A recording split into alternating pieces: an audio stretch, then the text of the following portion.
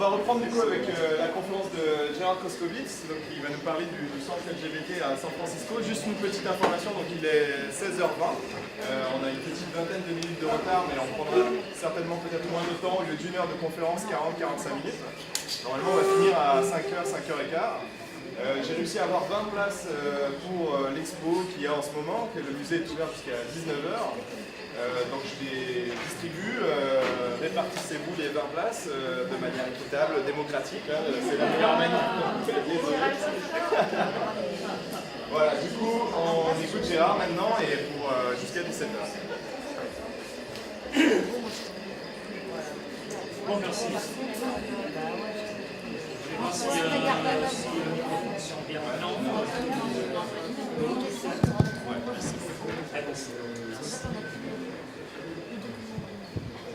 Alors, oui, ça a l'air bien marché. Bon, bonjour.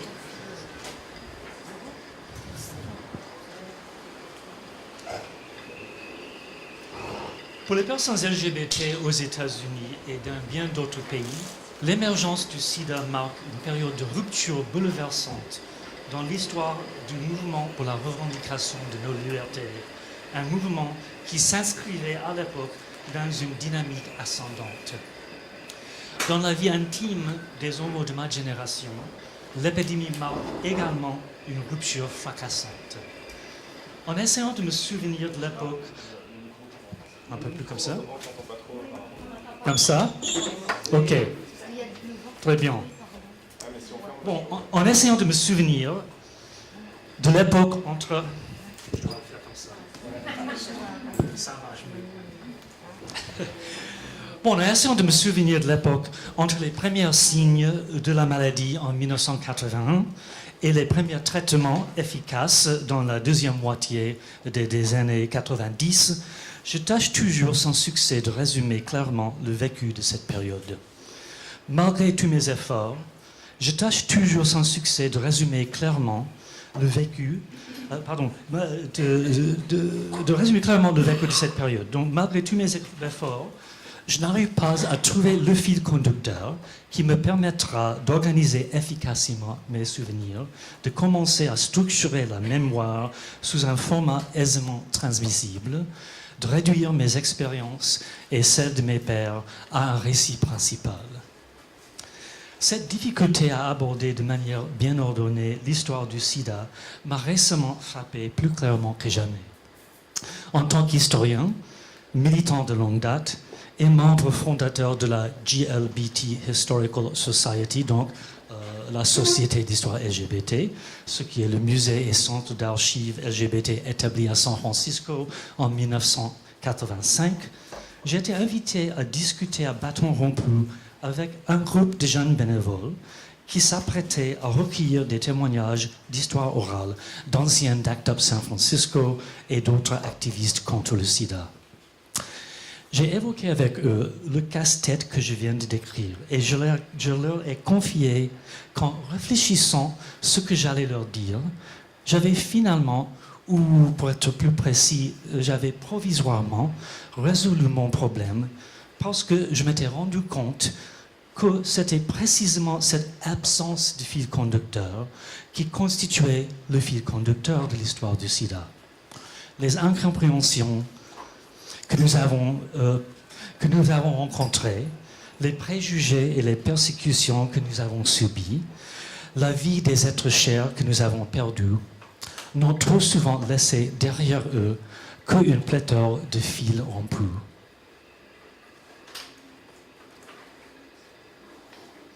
Ah oui, voilà, les bénévoles. Paradoxalement, cette appréhension de la fragilité de l'histoire de l'épidémie rôdait déjà dans la culture LGBT des États-Unis lors des années les plus noires de la maladie. Certes, nous ressentions le danger mortel du sida. Certes, nous avions peur d'être maltraités par la société, voire par nos propres familles. Certes, nous étions en deuil en raison de cette succession apparemment interminable de décès parmi nos proches. Mais un aspect de l'histoire des LGBT imprégnait également fortement nos esprits à cette époque. Nous savions que nous avions déjà été systématiquement effacés de l'histoire de notre pays. Selon les mots d'un tract du San Francisco Lesbian and Gay History Project, un groupe d'études créé en 1978 par une petite poignée de férus de l'histoire lesbienne et gay à San Francisco, et je cite, on a brûlé nos lettres, on a effacé nos noms, on a censuré nos livres, on a déclaré indicibles nos amours, on a nié notre existence même. Fin de citation. Et c'est la citation qu'on voit dans le musée, dans la galerie principale. Comme le suggèrent mes remarques liminaires, je vous propose cet après-midi d'évoquer de manière plutôt personnelle mon expérience dès le début de l'épidémie, ainsi que le travail de la GLBT Historical Society à cette même période. Pour moi, ces deux histoires sont intimement imbriquées et constituent un tremplin pour susciter des questions sur le rôle des musées et autres institutions culturelles face à l'histoire du sida. En prenant San Francisco et la GLBT Historical Society comme exemple, j'aborderai donc les sujets suivants. La place de la mémoire et du passé dans la culture LGBT. La patrimonialisation du sida comme acte à la fois militant et citoyen. L'évolution de notre musée et centre d'archives. L'interprétation et valorisation de l'histoire du sida dans nos expositions. Et pour conclure, la contribution unique des musées et centres d'archives LGBT dans le domaine plus large des institutions culturelles.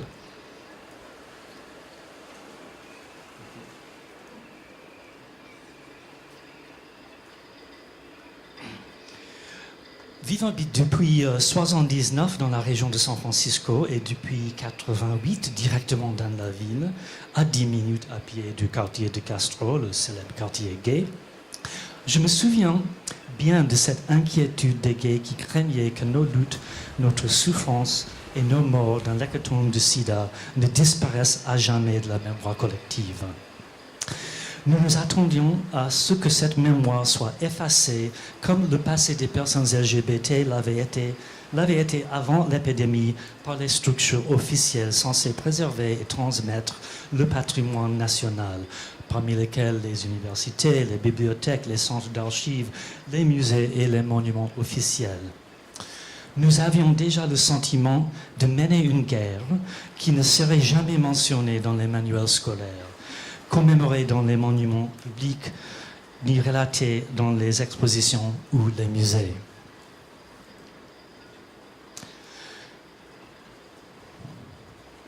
Dans un discours prononcé en 1988, l'historien de cinéma et militant gay new-yorkais Vito Russo, qu'on voit sur l'écran, a exprimé de manière frappante cette analogie avec la guerre, et je cite le discours. « Vivre avec le sida dans ce pays, c'est comme participer à une guerre qui n'existe que pour ceux qui se battent dans les tranchées. Chaque fois qu'un obus éclate, on regarde autour de soi et on découvre qu'on a encore perdu des camarades. Mais les autres ne s'aperçoivent rien. Cela ne les concerne pas. » Fin de citation. Dans le même discours, en imaginant la fin de l'épidémie, Rousseau a néanmoins relativisé la menace de l'oubli. Et je cite, « N'oubliez pas qu'un jour, la crise du sida prendra fin. Et quand ce jour adviendra, il y aura des survivants, des homos et des hétéros, des noirs et des blancs, des hommes et des femmes, qui découvriront alors qu'à une certaine époque sévissait dans ce pays et partout dans le monde une terrible maladie, et qu'un groupe de gens courageux s'est levé et s'est battu, et pour certains d'entre eux ont donné leur vie pour que d'autres puissent vivre et être libres. » Fin de citation. Dans le San Francisco des années 80, nous partagions le rêve de Vito Russo, mais en même temps, nous ressentions fortement la précarité de la mémoire LGBT et les obstacles qui empêcheraient sa transformation en histoire formelle. Parmi les grands centres de la culture homosexuelle aux États-Unis, San Francisco est l'une des rares villes ayant une tradition longue et continue d'entretien de l'histoire queer. Déjà dans les années 50, des associations revendiquant leur homophilie, espèce d'euphémisme pour l'homosexualité, donc des associations, la Mattachine Society et les Daughters of Bilitis, ont répondu à l'invisibilité généralisée du passé LGBT en publiant dans leur revue des articles sur l'histoire de l'homosexualité. Du milieu des années 60 jusqu'au milieu des années 70, le magazine Vector, le mensuel de la Society for Individual Rights, l'une des associations gays les plus influentes de l'époque, a entretenu cette pratique. Puis le San Francisco Lesbian and Gay History Project, le groupe d'études que j'ai déjà cité, a repris le flambeau à la fin des années 70. Ignorés par les institutions officielles chargées de contenu historique, les personnes LGBT ont pris en main leur propre passé comme affirmation de leur identité et comme acte de mémoire militante. Au milieu des années 80, les effets dévastateurs du sida sur la population homosexuelle de San Francisco ont renforcé et transformé cette tradition d'histoire vieille déjà de 3 décennies. Pour vous faire comprendre comment et pourquoi à San Francisco les militants de l'histoire LGBT se sont engagés presque dès le début de l'épidémie, permettez-moi de vous donner un aperçu des circonstances locales et plus générales de l'époque. San Francisco était sévèrement frappé par le sida. Dans une ville d'un peu plus de 675 000 personnes, près de 1000 individus étaient déjà morts de la maladie à la fin de l'année 85. La majorité écrasante de ces décès touchait les homosexuels. La population gay et lesbienne de la ville, déjà bien organisée depuis les années 60, a réagi vite en établissant des associations et des ONG pour aider les malades, pour promouvoir la santé publique et le safer sex, les comportements sexuels à moindre risque, et pour exiger des réponses adaptées des élus et des administrations de la ville, de l'État de Californie et du gouvernement fédéral. Je dois dire que certains de ces efforts étaient nécessaires en partie pour combler un vide, souvent laissés pour compte par leur famille et par la religion de leur enfance.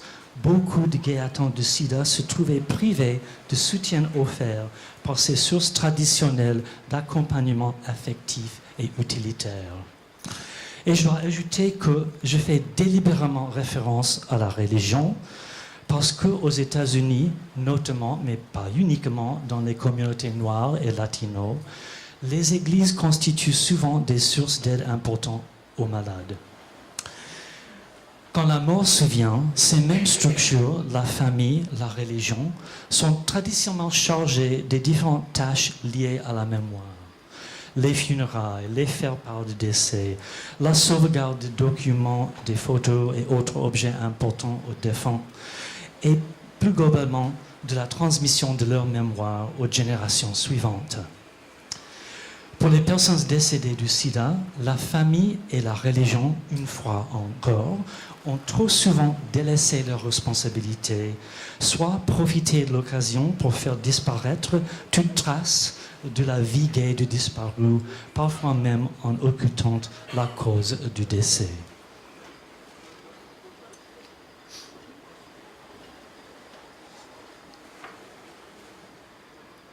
Bon, la création de la GLBT Historical Society s'explique précisément par ce contexte de tradition alternative et militante d'histoire LGBT, de autocréation LGBT de services de soutien et de crainte de l'effacement de la mémoire LGBT et de la mémoire des personnes importées par le sida.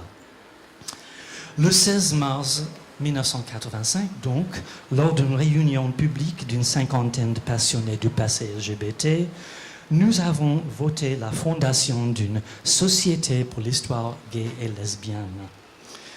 Le tout premier paragraphe du premier numéro de son bulletin publié en juin 1985, retrace de manière évocatrice les courants convergents qui ont mené à cette nouvelle initiative.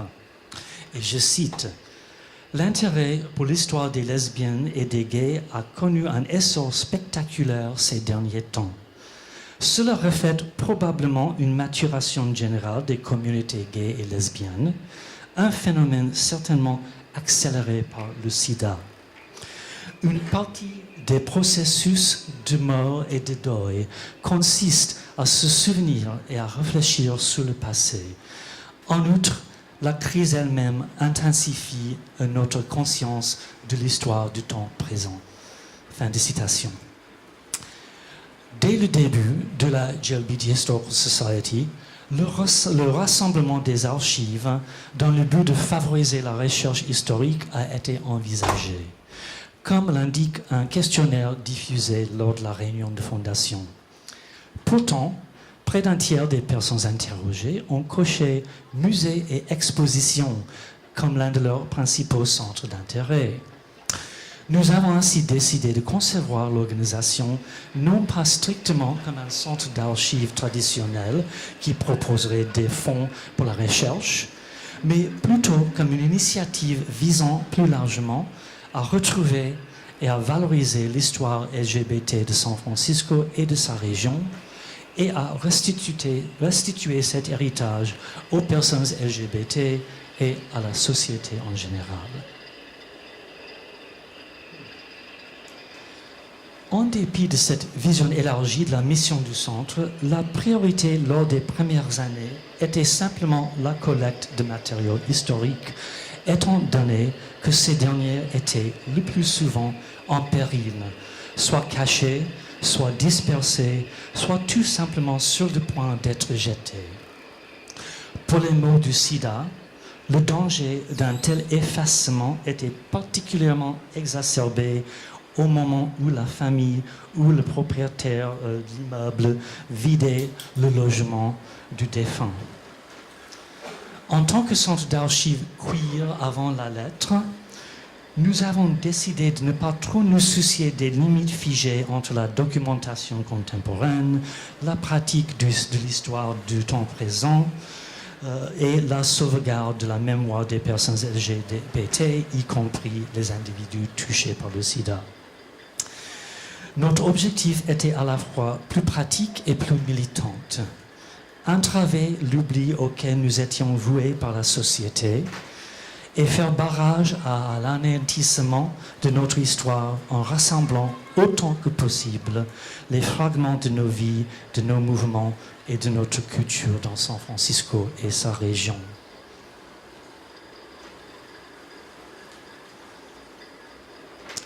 Aux États-Unis à l'époque, on parle là donc du milieu des années 80, l'histoire LGBT restait cantonnée presque exclusivement à un cercle restreint d'amateurs et à un noyau plus restreint encore d'universitaires. Quant à l'épidémie du sida, elle était plus un thème d'actualité qu'un objet de pratique mémorielle officielle ou un sujet d'étude historique. Nous ne savions même pas au début s'il serait possible de constituer un véritable centre d'archives, comme nous ne savions pas s'il y aura suffisamment de chercheurs susceptibles d'utiliser les ressources d'un tel centre. Nous avons néanmoins relevé le défi dans un esprit semblable au rêve de Victor Rousseau, en pensant qu'un jour, à l'avenir, il y aura des gens désireux de commémorer le passé LGBT, l'histoire de l'épidémie du sida et les liens entre les deux, et que notre devoir était de tout faire pour qu'ils aient accès aux documents, aux témoignages et aux artefacts historiques nécessaires à l'accomplissement de leurs tâches. 3 décennies plus tôt, aujourd'hui, maintenant, nous avons plus de doutes. Chaque année, nous recevons au centre d'archives de la GLBT Historical Society environ 300 chercheurs venus des 4 coins du monde, et nos fonds sont aujourd'hui parmi les plus vastes des États-Unis, voire du monde. Qu'est-ce que ces chercheurs trouvent dans les milliers de cartons soigneusement rangés dans les 600 mètres carrés de nos archives? Nos fonds proviennent principalement de la Californie du Nord, région peuplée de presque 15 millions de personnes, l'un des berceaux historiques du mouvement LGBT aux États-Unis et l'un des premiers endroits au monde où les autorités sanitaires ont identifié l'épidémie du sida. Nous avons donc délibérément choisi ces limites géographiques par désir de créer des collections plus faciles à gérer et à valoriser, et par refus du modèle impérial qui cherche à concentrer de manière centralisée toutes les ressources culturelles d'un pays aussi grand que les États-Unis.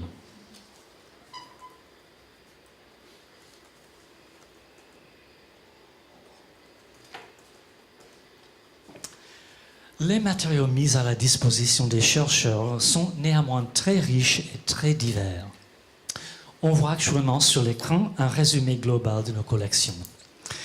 Et selon notre catalogue, parmi nos fonds d'archives, 139 comprennent un nombre important de documents concernant spécifiquement le sida. Parmi les revues, la majorité d'entre elles, du milieu des années 80 jusqu'aux années 2000, traitent en partie de la maladie, et 68 se focalisent exclusivement sur le sida. Parmi nos témoignages d'histoire orale, seuls 13 concernent le souvenir de l'épidémie, car actuellement, la plupart des enregistrements sont consacrés à la mémoire des décennies avant 1980, mais nous avons actuellement une nouvelle initiative pour collecter des témoignages oraux spécifiquement ciblés sur le sida. En outre, dans nos fonds d'affiches, d'objets, de t-shirts, de films et de vidéos, une partie importante reflète l'impact du sida sur les vies et la culture LGBT de San Francisco.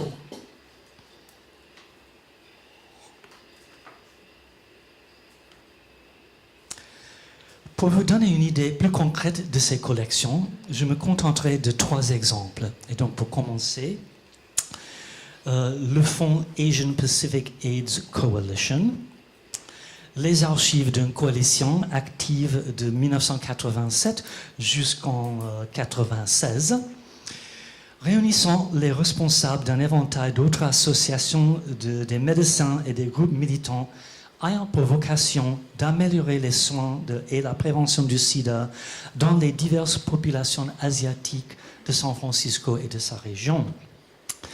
Les 5 cartons de ce fonds réunissent une documentation représentative des réponses multiculturelles et intersectionnelles à l'épidémie, retraçant le travail collaboratif des groupes qui ont été confrontés à la fois à l'incompétence culturelle du système de santé publique américain, au racisme des gays non asiatiques et à l'homophobie souvent répandue dans leur famille et leur culture d'origine. Deuxième exemple, le fonds Lou Sullivan.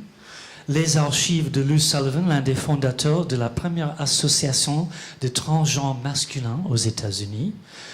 Parmi les documents dans ce fonds de 7 cartons, on trouve les journaux intimes et les albums de photos de Sullivan, des documents qui retracent de 1973 jusqu'à sa mort en 1991, ce qu'il a lui-même décrit comme sa transition de femme hétérosexuelle en homme homosexuel.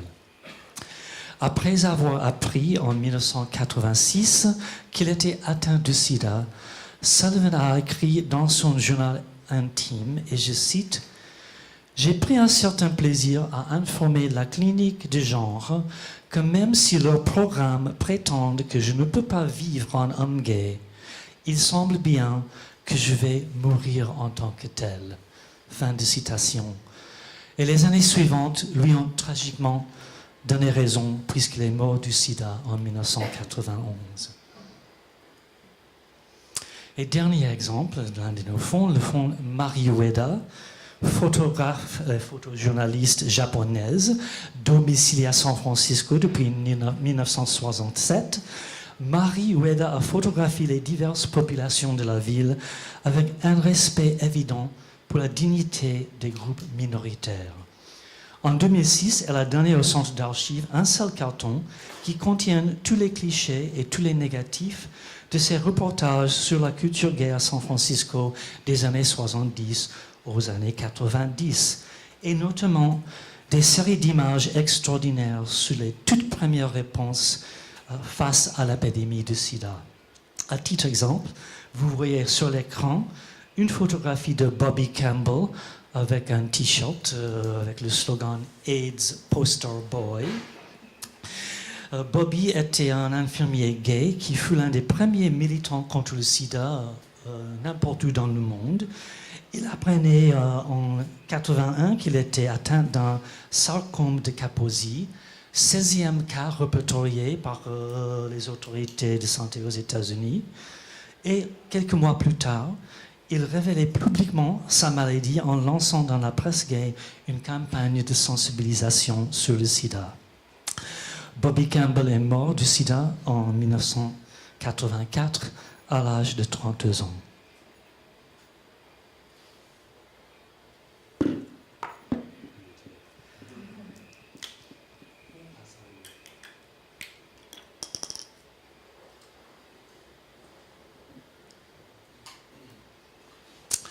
Bon, le développement de centres d'archives a longtemps été l'objectif principal de la GLBT Historical Society, mais l'idée d'exposer une sélection de nos fonds figurait toujours en arrière-plan. Jusqu'à la fin des années 2000, nous avons monté occasionnellement des expositions, le plus souvent dans des bibliothèques municipales ou des espaces de fortune comme le hall du Grand Cinéma du quartier de Castro. La plupart de ces manifestations étaient modestes, mais certaines ont été plus ambitieuses.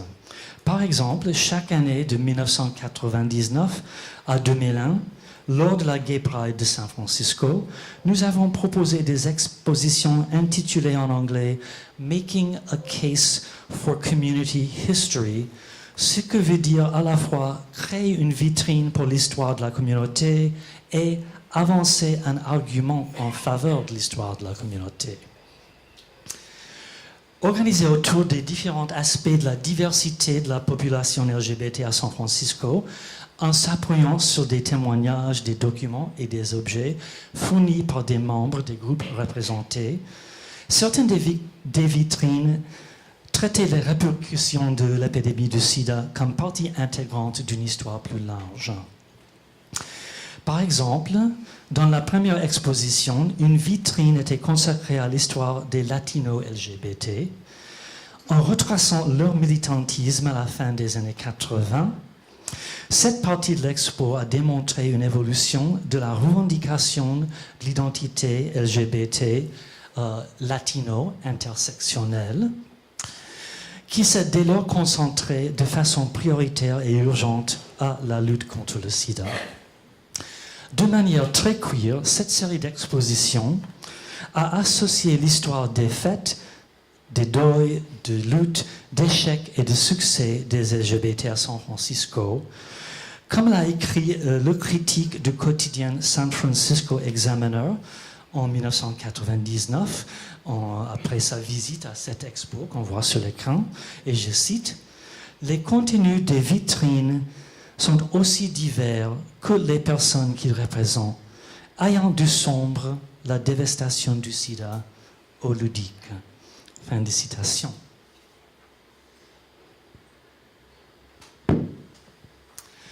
Le succès populaire de la série Créer une vitrine a été l'un des facteurs qui ont conduit la GLBT Historical Society à accorder une priorité accrue aux expositions. Nous nous sommes progressivement rendus compte que les archives constituent le fondement de l'institution, mais que leur intérêt se limite presque exclusivement aux chercheurs et aux passionnés de l'histoire déjà conquis. Pour toucher directement un public plus large et pour mieux pérenniser la GLBT Historical Society et ses initiatives, nous avons progressivement vu émerger la nécessité de raconter nous-mêmes l'histoire LGBT à travers une forme plus accessible à celles et ceux dont l'intérêt est plus occasionnel.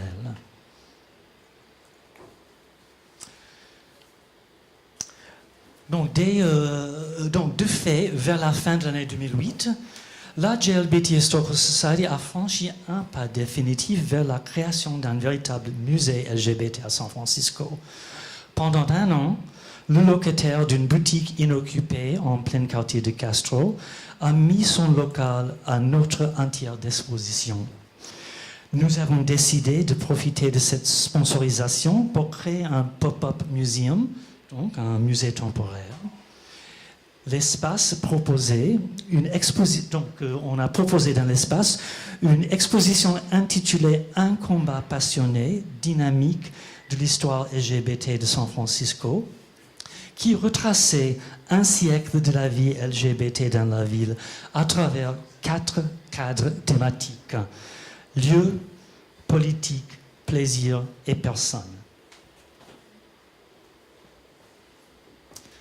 Pour cette nouvelle exposition, comme cela avait été le cas quelques années auparavant pour les expositions Créer une vitrine, nous avons intégré des aspects de l'histoire du sida dans une histoire plus large et plus longue, à la fois pour démontrer à quel point l'émergence de l'épidémie avait marqué une rupture pour les personnes LGBT et pour souligner que même au plus fort de la crise, l'histoire LGBT ne s'était pas réduite exclusivement à celle de la maladie.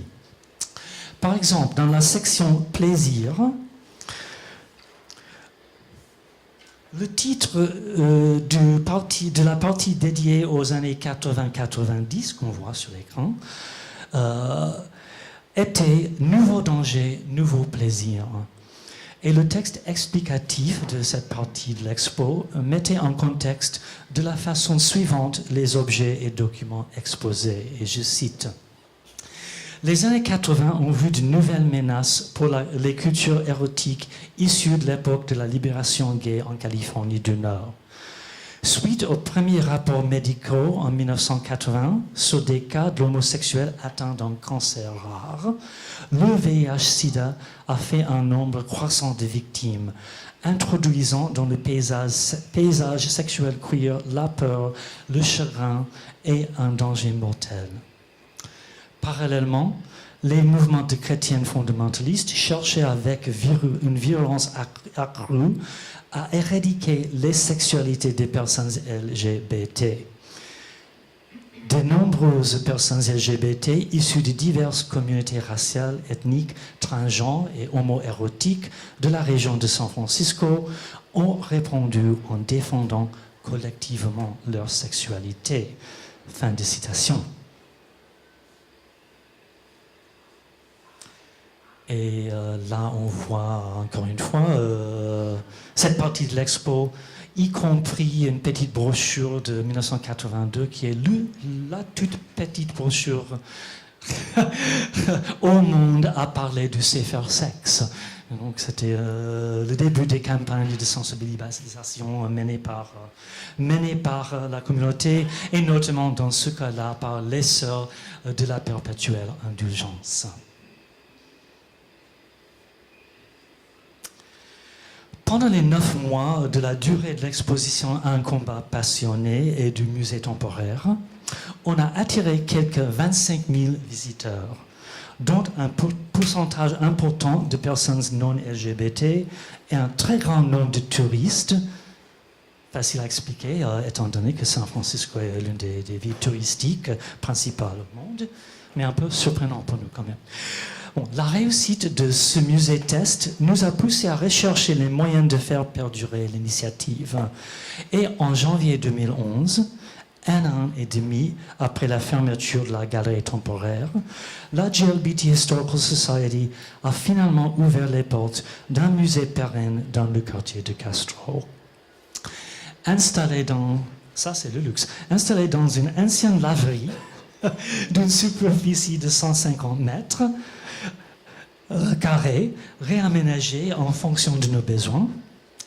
Le GLBT History Museum, donc le musée de l'histoire LGBT, comprend un hall d'accueil, 3 espaces distincts pour les expositions et une petite boutique.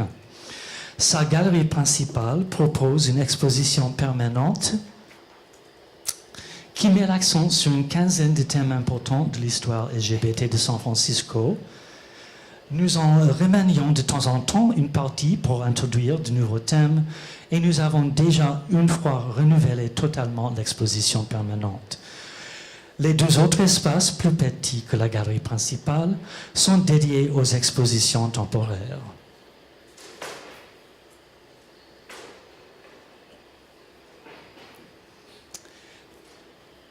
Dès la fondation du GLBT History Museum, la sensibilisation des publics LGBT et non LGBT à l'histoire du sida et à la mémoire des individus importés par la maladie a fait partie intégrante de notre mission. Parallèlement, conscient de la complexité de cette histoire et de la fracturation du vécu à laquelle j'ai fait référence au début de ma communication, nous ne cherchions pas à concevoir une seule exposition exhaustive sur l'épidémie, ni à imposer un récit principal à travers les représentations du sida dans les différentes vitrines thématiques de la galerie principale ou dans nos expositions temporaires. En regardant les innombrables intersections entre l'histoire de la vie et la culture LGBT et les effets de la crise du sida, nous sommes également conscients que nous ne risquons pas d'épuiser les thèmes et les matériaux nécessaires pour créer des expositions, même si nous continuons à nous concentrer largement sur le passé de San Francisco et sa région. Pour vous donner un aperçu des démarches du musée dans ce domaine, je me contenterai de 3 exemples. L'exposition permanente dans sa version originale et 2 de nos expositions temporaires. Donc pour commencer, la première exposition dans sa version originale dans la galerie principale, intitulée « Notre immense passé queer », une célébration de l'histoire LGBT de San Francisco, a duré du début de 2011 jusqu'en 2014. Aux côtés des historiens Don Romsberg et Amy Sue Yoshi, j'en étais l'un des 3 commissaires principaux. Nous avons créé des vitrines thématiques évoquant la diversité des populations et des expériences LGBT au San Francisco au cours des 100 derniers ans de la ville. Oui, c'est ça. Au milieu de la galerie principale, on a vu sur la diapo précédente, et là on passe au milieu, donc au milieu de la galerie principale, se trouvait la seule vitrine dédiée entièrement à l'histoire du sida.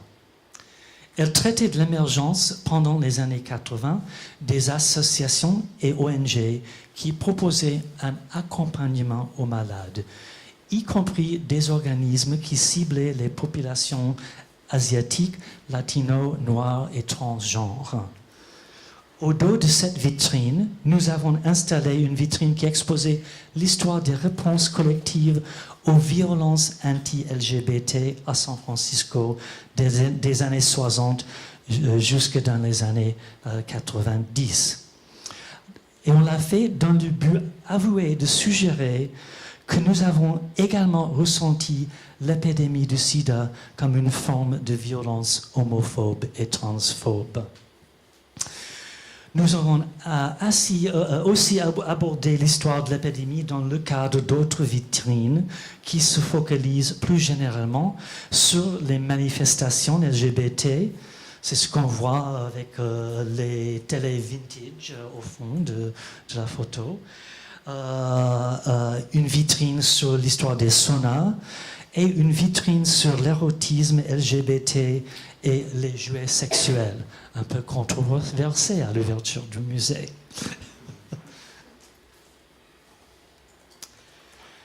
Depuis son ouverture, le GLBT History Museum a proposé également plusieurs expositions temporaires traitant de l'histoire du sida dans le contexte de thèmes plus larges.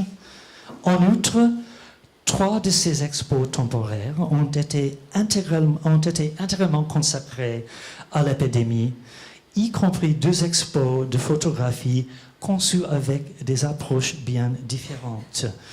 Et pour la première, en 2012, nous avons présenté Vie et mort en noir et blanc, militantisme contre le sida à San Francisco, une expo dont j'étais le commissaire principal.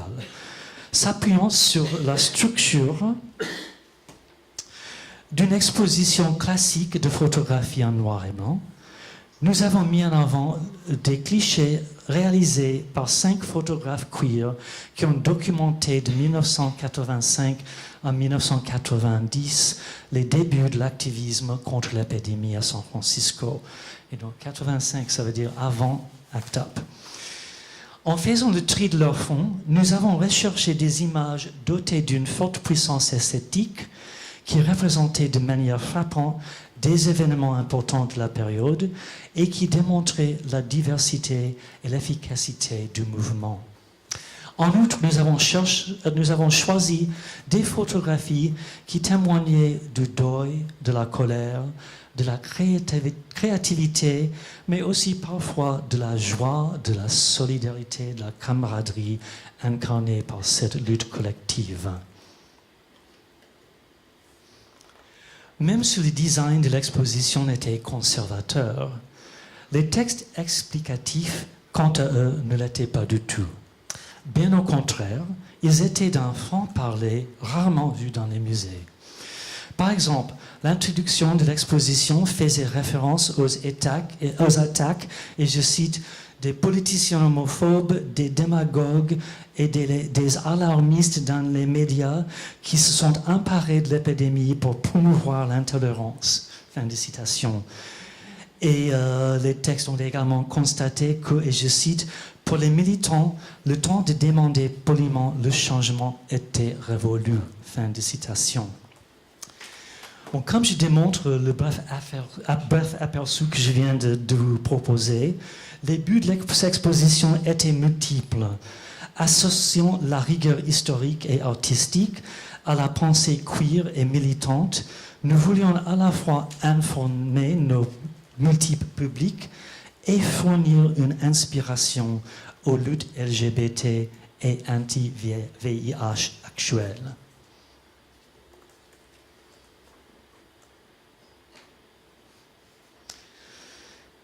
Et puis notre deuxième exposition temporaire entièrement dédiée au sida, une expo de photographie qui a eu lieu l'année dernière, créée par l'historienne lesbienne Glenn McElhenney et intitulée « Les danseurs que nous avons perdus, hommage aux artistes importés par le sida ». Et cette expo visait principalement des objectifs mémoriels, en retrouvant les noms, les images et les carrières de danseurs professionnels originaires de San Francisco, qui étaient célèbres dans les années 80 et 90, mais qui sont pour la plupart oubliés par le public aujourd'hui. Le communiqué de presse de l'exposition résume ainsi son objectif, et je cite « La pandémie du sida a durement frappé les arts de la scène. Les danseurs que nous avons perdus est une étape importante dans la documentation et la mise en lumière des vies et des contributions artistiques, les contributions des artistes dont la plupart sont décédés tragiquement jeunes. Avec une exposition sur leur travail et une base de données fournissant des informations sur leur vie et leur carrière, ce projet veille à ce qu'il ne devienne jamais des virtuoses anonymes oubliés.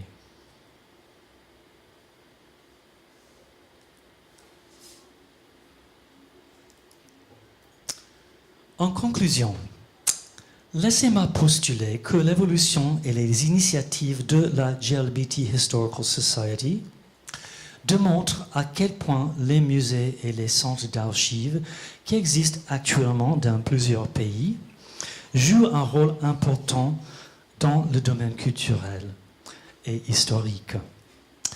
Situés à l'intersection de la culture queer et de l'expérience du sida, de telles institutions sont dépositaires des traditions de l'histoire LGBT et d'une partie importante de la mémoire intime de l'épidémie. Notre existence même incarne une réponse forte et positive à l'effacement auquel le passé LGBT et les morts du sida étaient largement voués au début des années 80.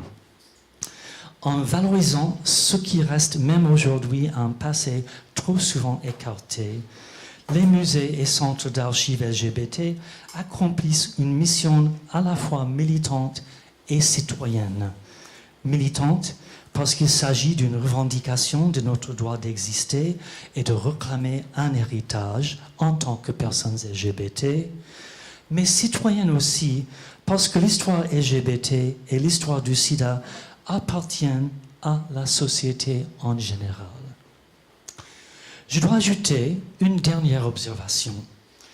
Les musées et centres d'archives LGBT ne sont pas capables de porter seuls la responsabilité de ces histoires. L'histoire LGBT doit aussi réintégrer sa place dans l'histoire plus large de nos pays. En outre, nous ne possédons ni les moyens ni l'expertise pour prendre en charge toute l'histoire du sida, une épidémie qui a aussi dévasté des populations non LGBT. Dans les deux cas, mon espoir est donc de voir naître des efforts de partenariat, de collaboration entre toutes les populations concernées, nos institutions communautaires et les institutions culturelles traditionnelles. En agissant ainsi, nous aiderons à ouvrir la voie tant pour les LGBT que pour les non-LGBT à un avenir de plus grande dignité pour tous les membres de la société. Merci.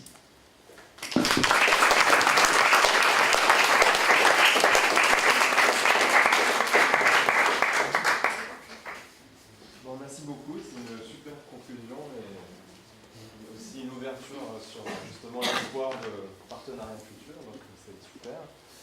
J'ouvre la discussion pour ce dernier moment d'échange, si vous avez des questions à poser sur l'ensemble des discussions, sur celle de Gérard en particulier. Et des commentaires, des observations. Moi j'ai une question en fait sur le fonctionnement, on va dire, financier depuis le début jusqu'à maintenant du... On m'entend pas ? Apparemment. Oui. Parce que Donc, moi, on voit facilement, n'est-ce pas? Voilà. Donc oui, ma question portait sur le fonctionnement financier depuis le début jusqu'à aujourd'hui du centre et plus. Et aussi, du coup, est-ce qu'il y a des personnes qui sont salariées ou autres? Enfin, voilà. Merci. Alors, on a commencé dans le salon d'un des fondateurs avec quelques cartons. Et puis, au fur et à mesure, depuis 3 décennies, on a grandi. Au début, c'était les cotisations et les dons des adhérents. Et donc, un tout petit budget. Actuellement, on a un budget d'$1 million par an. On a 3 salariés. Mais la majorité du travail est un travail de bénévoles. Donc, on a une bonne centaine de bénévoles très, très impliqués dans tous les différents domaines du centre d'archives. Et pour nous, ça, c'est important. On n'a pas du tout le désir de devenir une institution hégémonique. On est un centre d'archives, un musée communautaire. Ça appartient le pouvoir appartient à la communauté, donc, et pour le conseil d'administration, et pour les bénévoles, et pour les salariés. On cherche à bien représenter toute la diversité de nos communautés et d'avoir une très grande ouverture vers des nouvelles développements, par exemple les genders queer, les gens intersexués, et ainsi de suite. Pour nous, on a une très grande ouverture. Donc, on a grandi graduellement. Aux États-Unis, très peu de financement de l'État, sauf si on réussit. Donc, on a commencé avec nos mécènes, nos petits mécènes à nous, puis finalement, un financement de la ville de San Francisco. Maintenant, on a environ $200-300 par an de la ville. des financements de l'État de Californie, même du gouvernement fédéral, donc les subventions qui paient les salaires de nos deux archivistes proviennent du gouvernement fédéral. Et puis des sponsorisations des grandes sociétés, donc on reçoit par exemple environ $25 par an en sponsorisation de Google ou de la société Levi's, ça c'est très américain, et des dons de nos grands mécènes LGBT autres à San Francisco qui montent normalement vers les $100,000 par an, provenant des individus qui touchent des chèques à $10,000. Mais on galère constamment juste pour payer les factures. Ça, c'est le travail de chaque petite institution culturelle. Et donc, ça c'est un peu le fonctionnement.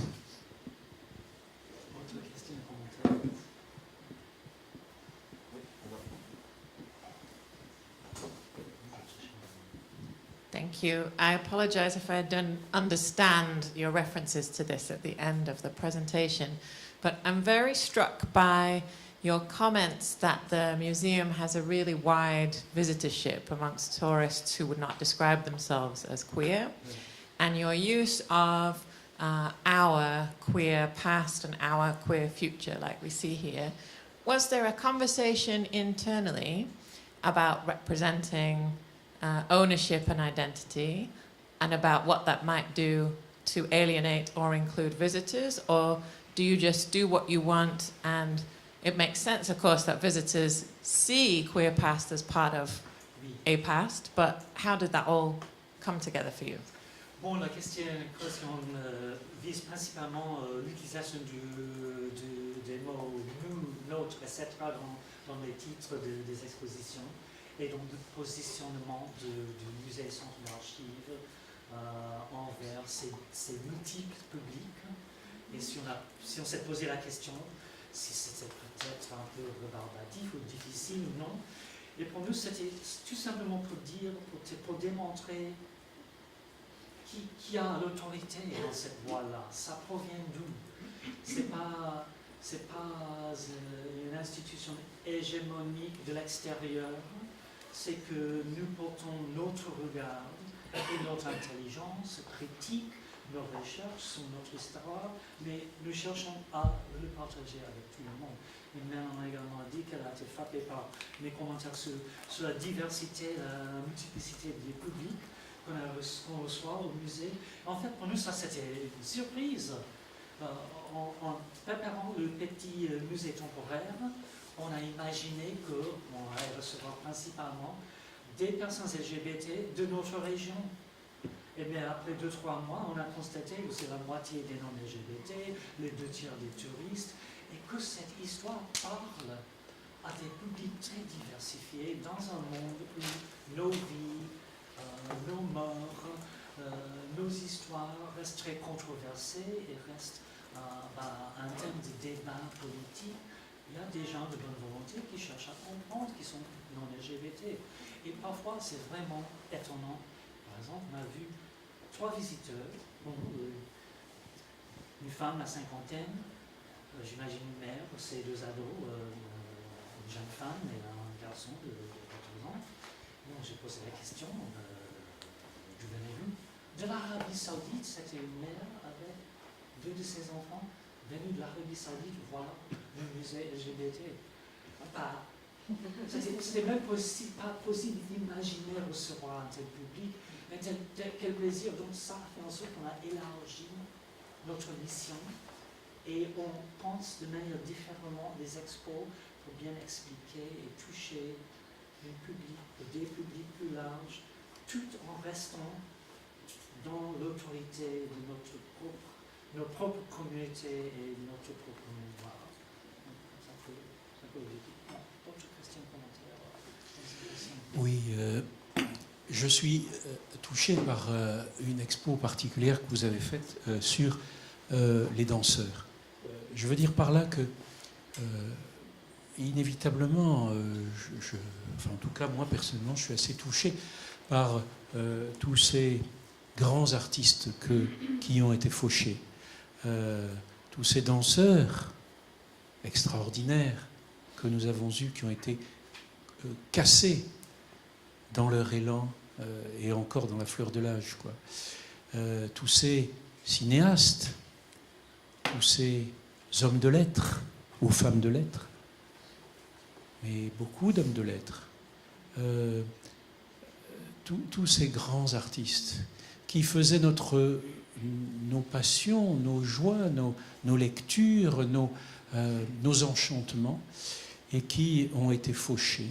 Et je pense aussi, c'est par rapport aussi dans la perspective évidemment de ce qui est préparé pour le MUSEM que je dis ça.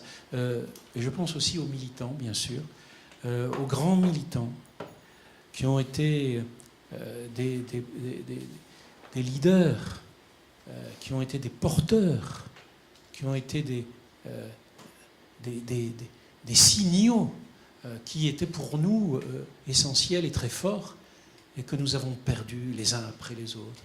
Et j'aimerais faire revivre beaucoup, pas beaucoup, on ne peut pas imaginer beaucoup, mais un certain nombre de profils comme ça, de gens qui ont été fauchés dans leur élan, qui était aussi notre élan, parce que nous étions pas loin, parce qu'il nous tirait, parce qu'il nous inspirait, parce que, etc., etc.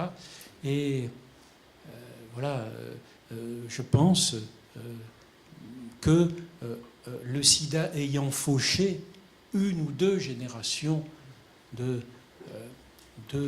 plus de gens qui avaient des inspirations comme ça extraordinaires, ça a été après pour nous particulièrement difficile de faire redémarrer des initiatives, des projets, etc. Et malheureusement, dans beaucoup de cas, la mémoire de ce qui s'était passé, la mémoire de ces personnes, la mémoire de leurs histoires était perdue. Donc il a fallu reconstruire et transmettre cette mémoire de façon bancale, parce que ces leaders étaient souvent des gens qui transmettaient la mémoire bien plus fortement et bien plus de façon efficace par le charisme qu'ils avaient.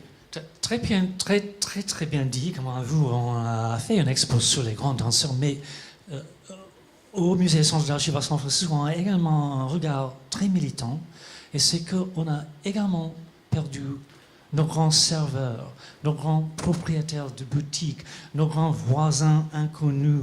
Et donc, pour nous, c'est important, oui, documenter les grands artistes, mais également documenter les vies des gens ordinaires qui risquent également d'être complètement oubliés.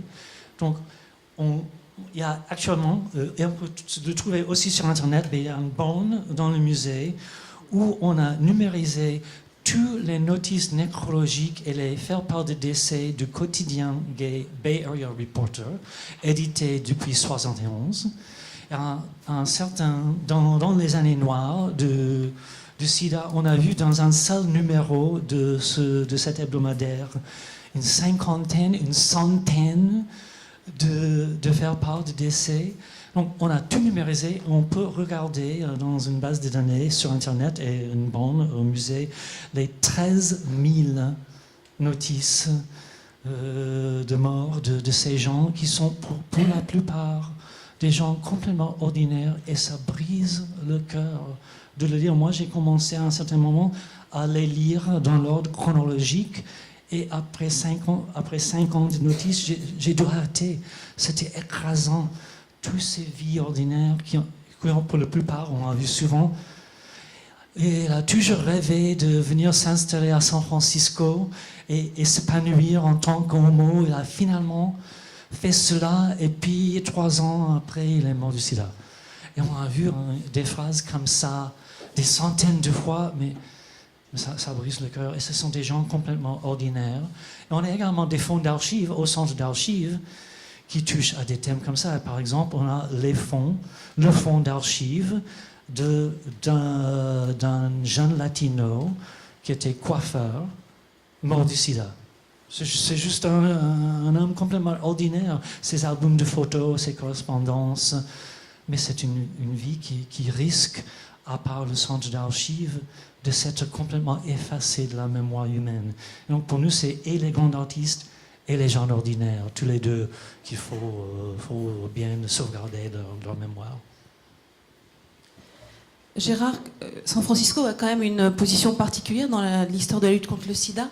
Tu as présenté notamment un document fait par les sœurs. Ce document, il est trouvable en France chez des militants, même peut-être Mucem, qui sait. Je voulais aussi te demander par rapport aux archives de groupes activistes, notamment les sœurs de la perpétuelle urgence ont fêté leurs 40 ans, ont des archives propres.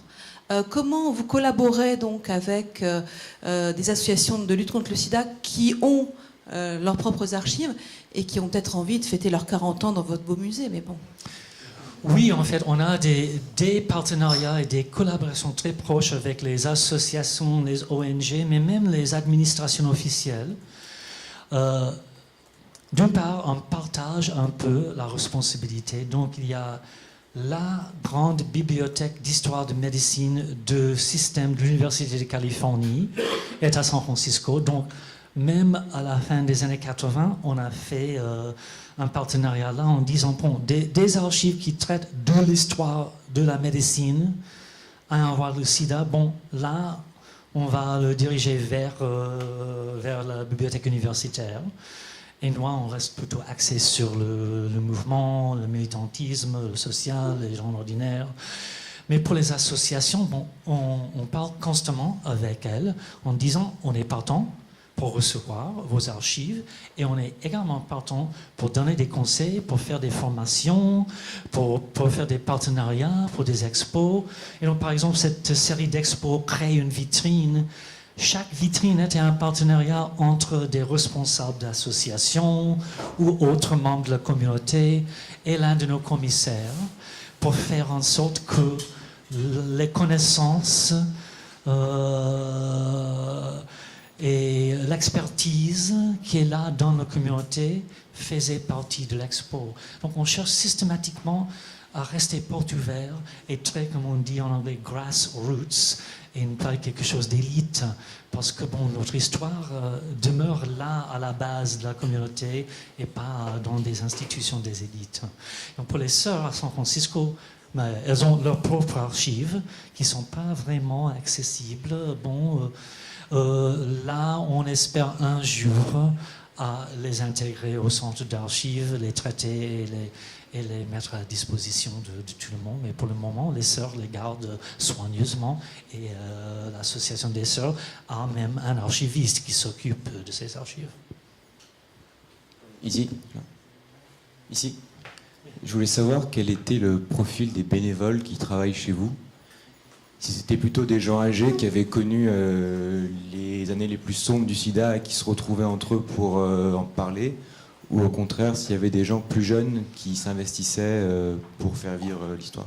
Très bonne question. Comment avez-vous, avec cette photo tout au début du groupe de bénévoles qui ont fait une formation pour récolter des histoires, des témoignages d'histoire orale. Là, ce sont tous des jeunes gens qui ont la vingtaine. On a des bénévoles qui vont des ados aux 15 ans jusqu'à des personnes très âgées. On a un bénévole qui tient la réception au musée qui a 90 ans et qui est là une fois par semaine pour accueillir les visiteurs au musée. C'est étonnante la diversité de nos bénévoles, dont des non-LGBT qui s'intéressent à cette histoire. C'est vraiment toute la diversité des âges. Bon, des LGBTQ, de la diversité raciale, ethnique, etc. Bon, le centre, dès le début, a resté très neutre et très ouvert. Et donc, c'est un accueil vraiment pour tout le monde. Je crois qu'on va pouvoir s'arrêter là. Donc, je remercie toutes les participantes et les participants à la journée et bien sûr tous les intervenants et les intervenantes d'avoir répondu présent à notre appel pour cette première journée d'études. La prochaine journée d'études aura lieu le 18 janvier. Le thème de cette journée, donc c'est une demi-journée le matin. Le thème c'est Sida, musée et communauté. c'est un thème qui sera peut-être amené à évoluer, mais pour l'instant, on va travailler en fait sur cette interface en fait entre des communautés de personnes directement concernées avec plusieurs profils et du coup les réponses que peuvent apporter les musées. Et l'après-midi sera dédié en fait à une réunion atelier avec le comité de suivi qui est composé je vais faire un petit focus sur le comité de suivi. On se réunit demain de 11h à 15h30. Donc le comité de suivi, on l'a formé en juin dernier.